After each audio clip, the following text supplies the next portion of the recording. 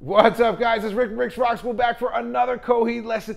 Old Flames. I'm excited for this one today. Shout out to Mainly an Assassin, YT, and Kevin Lynch, and a bunch of others for requesting I do this song. This one, guys, this one is great for beginners. If you've been playing for a month or so, you're going to be able to jam right along with CLAUDIO's parts. Put the record on and just play along. And that is really, I mean, if you want to take your rhythm chops to the next level, you could play all the exercises in the world, but nothing makes you better quicker with your timing than playing along with a band. Play along with these recordings, guys, because it's going to send your rhythm playing to the moon. Now, let's get into it right away. And just like last time, just like the crowing, I'm going to separate this lesson into CLAUDIO's parts and Travis's parts, break all the chapters down for you guys in the description of the video. And real quick, shameless plug, make sure you follow me on Instagram at RickLandGTR. I'm going to be posting a bunch of quick lessons throughout the week as the days go on that I won't be posting here on YouTube. So if you want some quick daily guitar lessons, check me out on Instagram. I'm going to finally start posting things, so that'll be fun. Let's get into it, guys. CLAUDIO is starting this on a D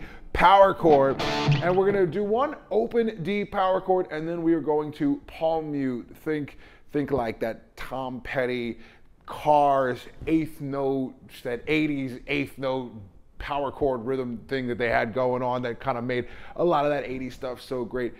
CLAUDIO's just taking that and just juicing it up, and you know, that's what's really cool. I could tell where his influences are.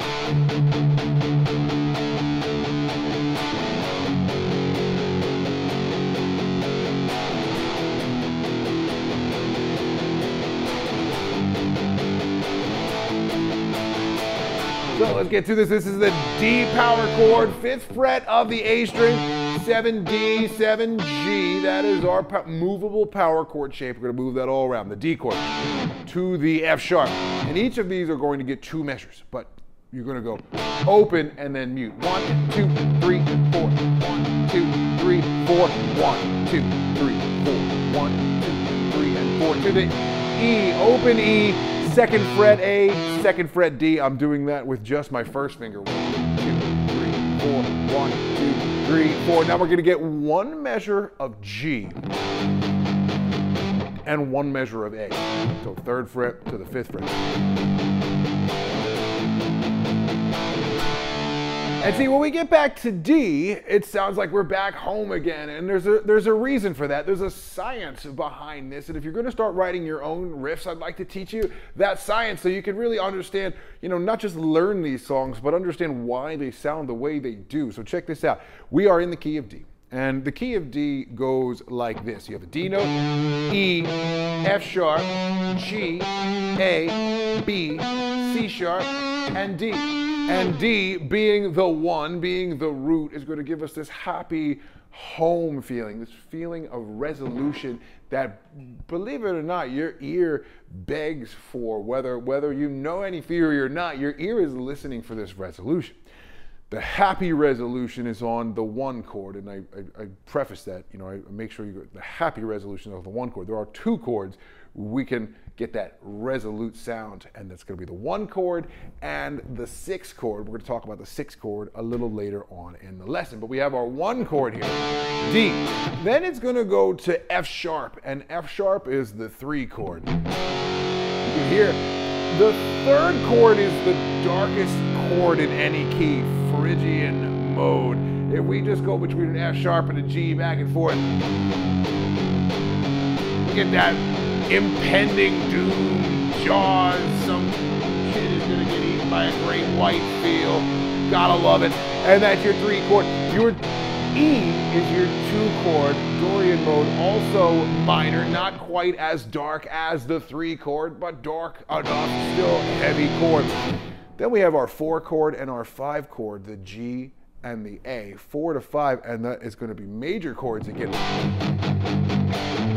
You can hear the mood pick up as we get back to the happy, resolute 1 chord, and there's the science, and you can hear CLAUDIO's voice takes on the emotion of the chord he's playing, because when you sing, you're adding to the harmony of the chord that you're already playing on.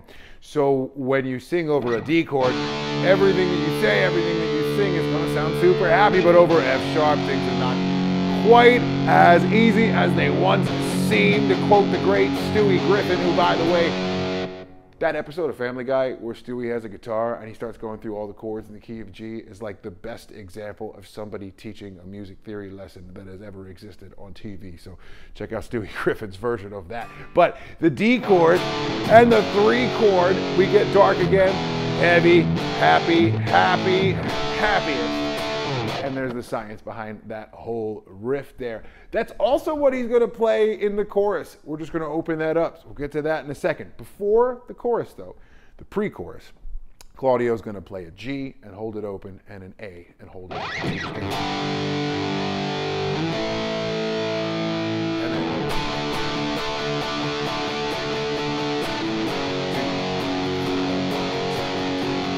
E to the G, to the A, and I'm going to post a backing track this weekend. You saw me jamming out in the beginning of the video. I'm gonna post a backing track later this weekend, 20-minute loop of just that, so you could just practice soloing in the key of D major and practice all the licks that you're gonna learn in the Travis portion of this lesson. So that'll be fun. Look out for that backing track.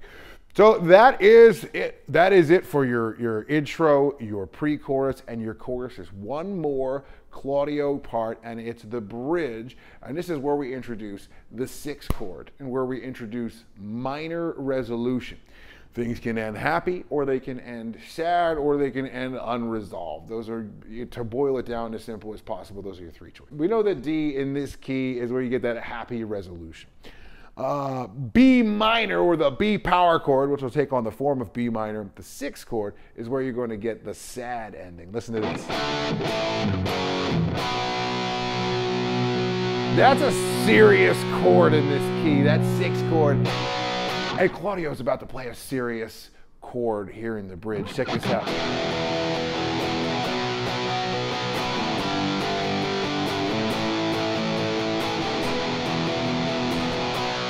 So it's one measure each. E to the B, to the G, to the A. You're gonna play that around, so it's gonna be E, B, G, and A. That's the bridge. Eventually he's gonna hold an A chord out, and then he's gonna build up, and then it comes all the way down. Great dynamics. It's like an acoustic guitar plays the main chords again, and then they just build it back up to the chorus, to the end of the song, and that's it. Like I said, if you've been playing for like 2 weeks, you're gonna be able to play along with Claudio's parts the entire time. This one's a softball. This one you'll be able to get. And compared to the crowing, like I said, you want a challenge, go watch my crowing video from last week. It's like 35 minutes of me just breaking down this like prog rock epic. I had a lot of fun with it. Check it out. Now guys, let's see what Travis is up to in this one. So Travis comes in the pre-chorus where Claudio's going 2, 3, 4, 1, and he's gonna hit this A note on the 10th fret of the B string. And you're just gonna palm mute it. So you're palm muting the 10th fret of the B string all the way up, and it just kind of builds up in intensity. And then we're doing this. So here we go, and this is going to be based on, I'll show you the scale that we have going on here. We'll play a D major scale in this position. 10th fret of the E string, that's your D note. 7th fret A, 9th fret, 10th fret. 7th fret, 9th fret. Then we're going to go 6G, 7G, 9G, 7 on the B, 8 on the B, 10 on the B, 7, 9, and hear the resolution when we get to that D note, 7, 9, and 10. So that's the scale. Run it one more time.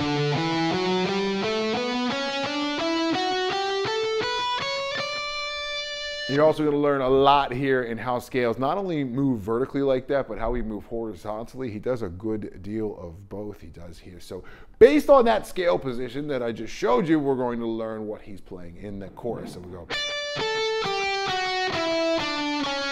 Let's start there. 10E, 10B. So we're going to go 10E, 10E, 10B, 8, 7 on that B. So I'm going pinky finger on the 10th fret of the E, ring finger, 10B, middle finger, 8, first finger, 7.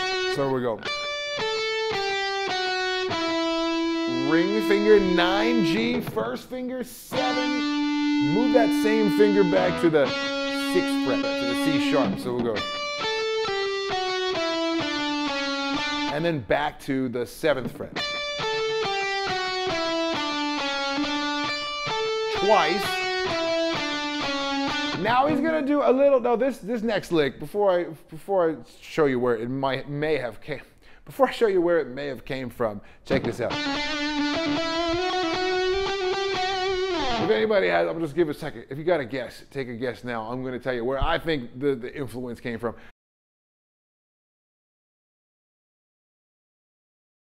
How about Kirk Hammett? It's like the same lick from 1 where he's climbing up, and I think that's very clever, and it's a cool way that he snuck that in there. So, and maybe it's totally by chance. Maybe he wasn't thinking about 1, but it's the same lick: 7, 6, 7 on the G, and you're gonna real quick, and then 9, 7, and 9. So we'll go 11, 9, and 11, and then so we'll go 12, 11, 12, and 11. So 7, 6, 7, 9, 7, 9. So I'm going to pick, pull off, and then quick pick again. And then when you go 12, 11, 12, go back to the 11, and that's going to put you right here. Where this D major triad is, there's we've talked about triads over and over and over again. There's going to be triads in just about everything that Travis plays, so it better fit you to learn all of them. 10E, 10B, and the 11 on the G. And we're going to start playing an arpeggio like this. So you're going to go E, string-wise, E, B, G, E, B, G, E, B. And instead of playing the G again, we're going to take our pinky finger and play the E note on the 12th fret of the E string. So we'll go. And then right from there, we got to go back to. So when I do the return trip there, I'm starting on my first finger now and just dragging it back until we're back in the proper position to play the rest. Whatever way works for you, but that's the way that I did it. So we have.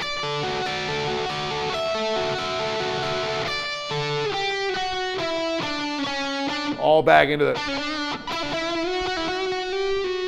That's cool stuff there. So that is what he's doing for the lead. Now, when the second verse, in the first verse, there's no Travis, and this is a cool way that they build up the dynamic here. In the second verse, he is going to play. He's going to play this.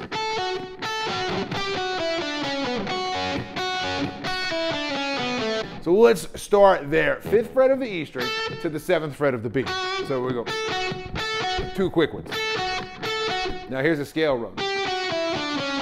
8, 7, 5 on the B, and then 7, 6, 4 on the G. So you take the same fingers, pinky, ring first, and we'll just move up and over.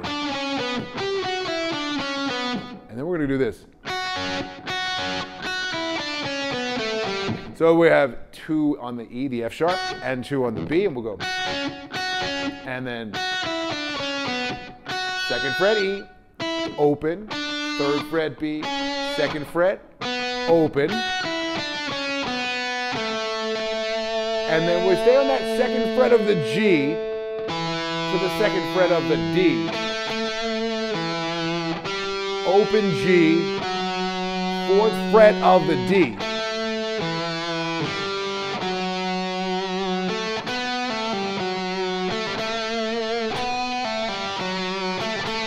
Now, cool lick here. Little pull off, delayed fuse there. 4th fret of the G, pull off to the 2nd, open to the 4th fret of the D. Back to that 2nd fret of the G, we'll hit that twice. Again. And then this time, open D string.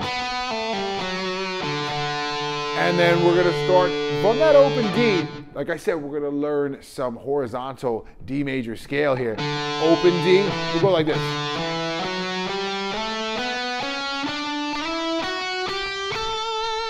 All all the way up. This will be good for you. Open D, 2nd fret, 4th fret, 5th fret, D, E, F sharp, G, A. On the 7th fret of the D, there's our A note. It's going up the D major scale here.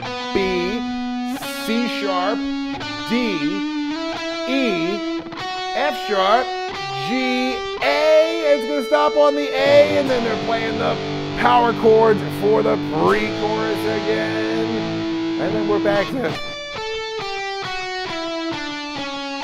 doing all of that again. And then, so when it gets to the, copy and paste, get through the chorus again. When it gets to the bridge, we're going to play some octave chords.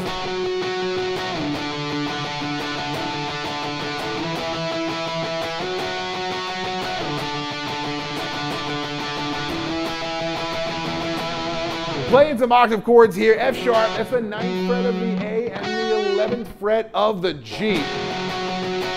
And then we're going to down to the D on the 5th fret. Stay there for the D for 2 measures. So you get 1 measure F sharp, 2 measures D, 1 measure E. And then you're going to play that in a loop. And he's going to kind of come out of that at the end of that bridge, excuse me, by going. And then it's just going to build back into.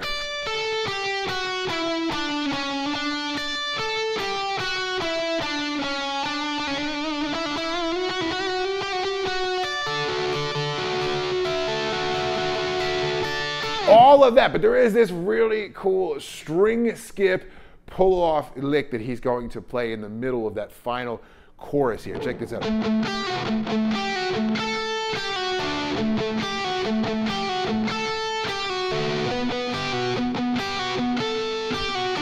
So, and then back it in. But I want to show you something. I'll show you the lick in a second, but listen to what those notes sound like around these bass notes. So we have first in A, and you know that A is our 5 chord. So happy chord, happy note in this case. So everything's sounding real happy there. But now then to go to a B, and listen to how those exact same notes sound in harmony with that B note, the 6, instead of the A note, the 5. Watch this.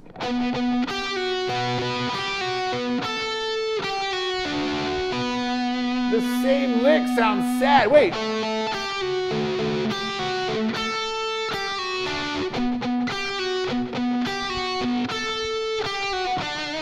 The same, and then when you hit the D note, back to that happy resolution. Understanding the science behind why these notes sound the way they do is everything. And when I show this to my students, it's an absolute game changer for them. They start writing riffs, and that gets really exciting. So anyways, here's how you play this. We're palm muting the 7th fret of the D string 2 times. And then you're going to keep your first finger flat because we're going to need the 7th fret of the G and the 7th fret of the B. So bar your first finger.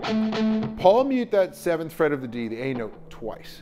And then we're going to take our middle finger. And you're going to play the 8th fret of the B and pull off. And do it twice. Now hit it one more time, palm mute, and then 10th fret of the B string.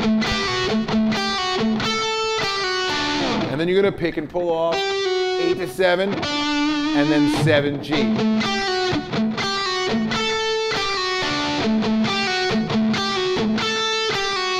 Now the 9th fret of the D. And we're going to play the exact same lick. 9th fret of the D string. And then 9th fret D one time. 10th fret B. I'll play it slow. Pinky 10th fret B. Pick and pull off. We're going to do that once, and then we're back to the triads. Until it gets back to the end. Back to that main lick.